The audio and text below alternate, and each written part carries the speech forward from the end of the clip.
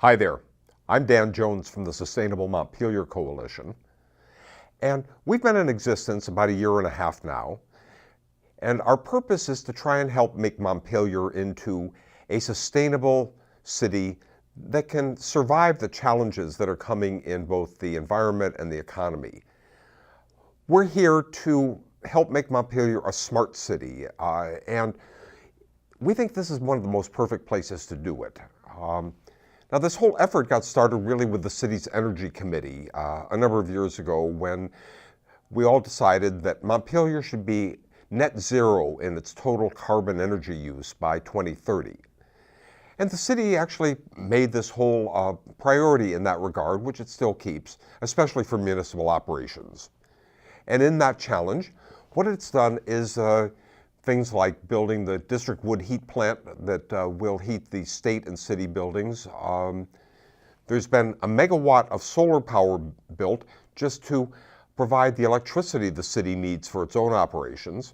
And there's been ever so many workshops and public events based around the idea that people can weatherize their homes and get a lot more efficiency out of their lifestyles in general. And that was fine, but oftentimes that meant it was staying within the narrow boundaries of heat and electricity. But in Vermont, the bulk of our carbon use, the bulk of our energy use, comes in transportation. We're in fact one of the most car-dependent states in the country. So that creates a challenge, and I started looking at this and realized not only was that the situation, but if you walk behind the facades on State Street and Main Street, what you find is parking lots. As a matter of fact, the bulk of our downtown real estate is based on parking lot. This red map shows you how much of our downtown is dedicated to off-street parking. Now that's not a sustainable situation if we're going to change things. Right, so everybody says, well, yeah, we have to change it, but really, how do we do it? And so we started looking at that and said, okay, how do we have a vision of what could be different in the future? Because our parking problem really isn't a parking problem, it's a transportation problem. We've got too many cars commuting for the available space. This is what downtown looks like in a late day in June. Okay, it's a traffic jam in our little town of 8,000 people. And we definitely have a land use problem. The most desirable land along the waterfront in the city is built right up to with parking lots, okay? So where every other smart city in the world uses its waterfront as part of its lifestyle and its attraction, we turn our backs on it and fill it with automobiles, okay? That's not sustainable either. As a matter of fact, we have such a pretty downtown, but oftentimes you'll find on nice days many more cars on the street than people, okay? So how do we begin to attack this problem? Oh, and there's also the gorilla in the room, climate change. All right, we knew it's a problem, but recent reports from the UN and even the federal government have said, no, you don't have much time to fix this, 12 years. So we don't have a long period of time like the state says, well, by 2050 we'll have done something. No, what these reports are saying, by 2050 it's going to be way too late, so we have to act faster. And that means we've got to start understanding what we'll call the principles of smart growth. And smart growth is really a way of looking at the challenges of a city rather than development that says, well, we have to build more buildings, put more places and roads for parking. No, smart growth means we need a mix of land uses. We need more housing. We've got to have basically distinctive communities with a strong sense of place. And Lord knows Montpelier could be such a place. Big part of it is you got to provide a variety of transportation choices. We've got to preserve our open spaces and farmland. And a big part here, which it's not a hard one for Montpelier, is that we've got to encourage community and stakeholder collaboration in development decisions. Because what we actually face now is what we call rural sprawl. Now, many of you have perhaps heard of sprawl, and they think of it as the suburbs growing around the city, and we don't think of Vermont as having a sprawl problem. But really, if you look upon the hillsides here, okay, we've got housing all over them on 10-acre lots, which creates one of the most car-dependent states in the country. We know that a denser downtown living actually allows for many modes of travel.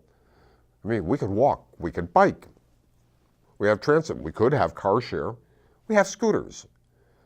All of them need to be part of the mix, and yet we still default to the idea that the car is the only way of getting around.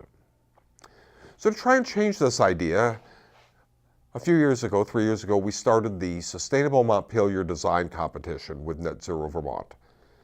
And that was inviting proposals from around the world to say, what could a sustainable small downtown like we have come in?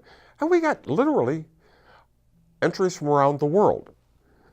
And because one of those principles of smart growth was to encourage community to collaborate, we had hundreds of people come in and take a look at the designs. And unlike other design competitions where you have architects and professionals deciding what the best one is, we had the citizens of Montpelier choose. And that was crucial because that means the citizens of Montpelier own the winning design. And the winner was Team Bridges. And their wonderful, interesting idea of this whole transit-oriented development in which we had the railroad tracks connecting the city, and that we could have a train that would run from remote parking, like down at the bottom of the map, where the old Grossman's lot is, up into the middle of town.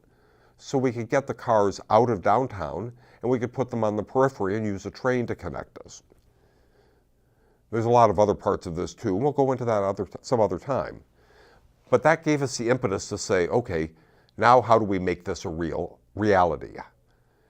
And the trick there was, we need some group of communities that is going to pull together the energy necessary to make that transition.